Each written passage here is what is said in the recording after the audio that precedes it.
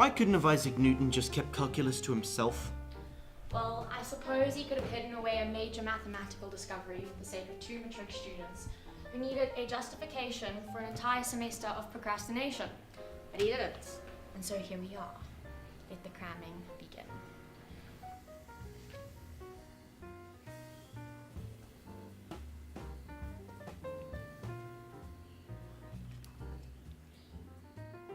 What the fuck is this? Coffee? It's you're trying to be. What kind of coffee? I don't know much about the brands of instant coffee, but if you don't like Instant it, then... coffee? Yeah? Do I look like an animal to you? No, I just used what we had in the house, if there's a problem with that. Oh, there's no problem with that. Not if you're 5 and you don't know any better. What, did you guys run out of the good stuff? No, I usually drink tea. I just have instant when I need to stay up. Look, it's no big deal. Let's just get to it. Oh, we're about to get to work, all right.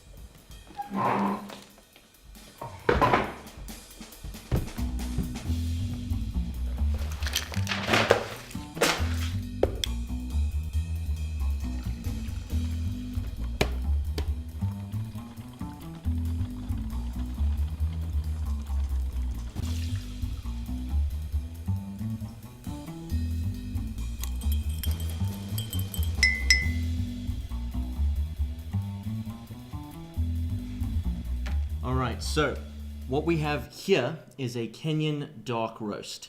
It's been brewed with filters for more clarity in its flavor, but not as much texture as if you were to do it with a French press. Is this necessary?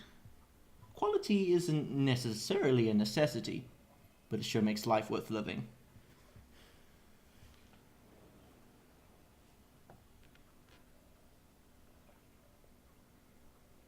It's a bit bitter. Can I add some milk to it? No.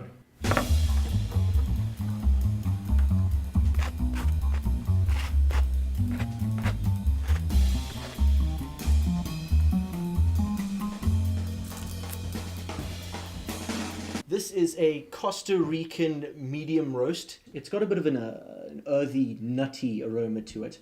Chocolatey vibes, but not dark chocolate. It'll wake you up, but it won't keep you awake. The Indonesians provide us with a very traditional taste. This particular blend is a light roast with a spicy finish, and it's not too demanding of a first-time taster. In fact, you'll find it in a lot of coffee shops all over the world. And then we have the Ethiopian variety. The beans are grown at a higher altitude, so the plants need to compensate for the lack of oxygen by creating their own lactic acid, giving it a more fruity kind of flavor. It's a little too citrusy for my taste, but it's the opposite of bitter if that's what you're into. You have a question? Yes. Is this going to be in the test? What? Because trigonometry and calculus will be, and I was wondering when we'd stop studying coffee and start studying math. Look, Roxy, you're going to be thanking me once you got this stuff in your system. A good brew will make you work like a machine. How many cups do you have in a day? Well, I have one at about 6 a.m. to wake me up, something light at about 11 just to keep me stable, and then I have a darker roast in the evening just to keep me up working until about 2, and then I can get a good 4 hours of sleep. You're an addict. No. I'm a connoisseur.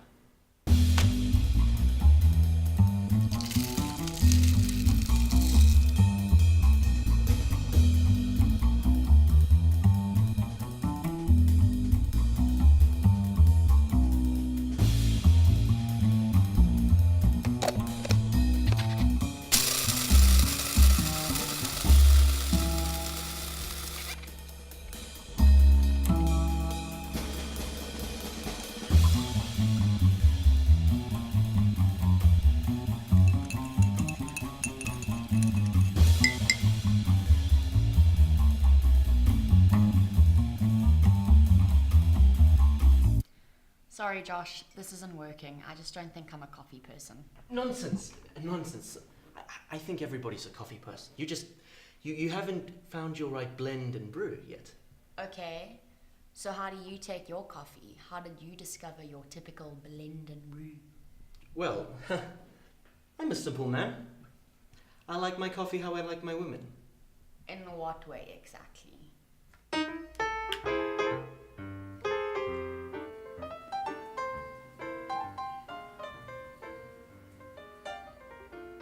You can never go wrong with a cappuccino. It's simple, balanced, utilitarian. Divided into perfect thirds of espresso, milk, and foam. I thought you were against milk and coffee. In filter coffee, yes, but espressos are an entirely different case altogether.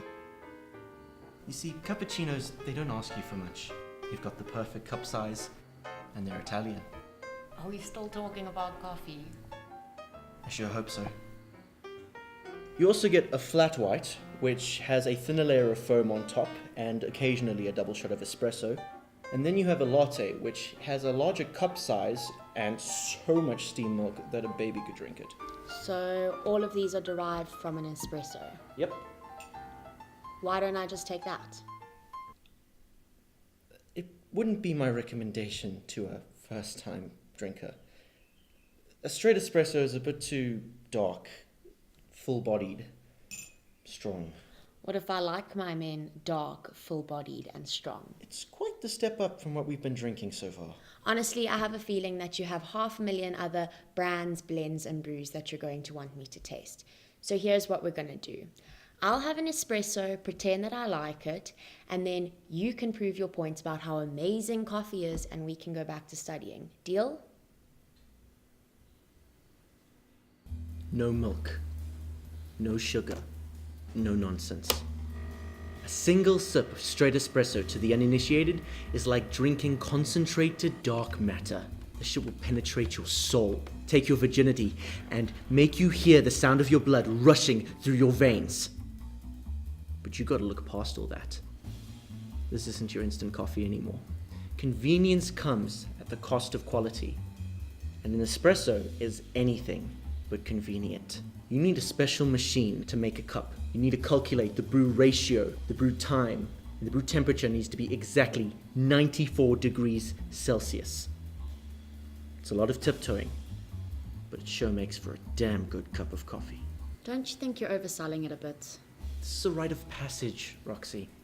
This morning you woke up with the taste of instant coffee on your tongue.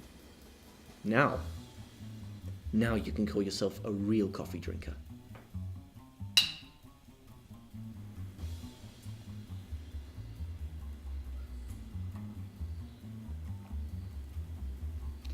It's robust.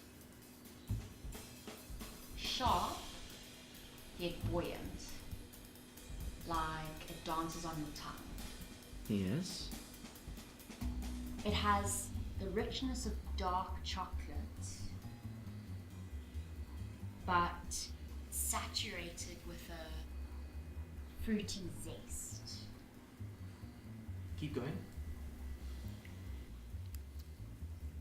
Intense, fragrant, complex.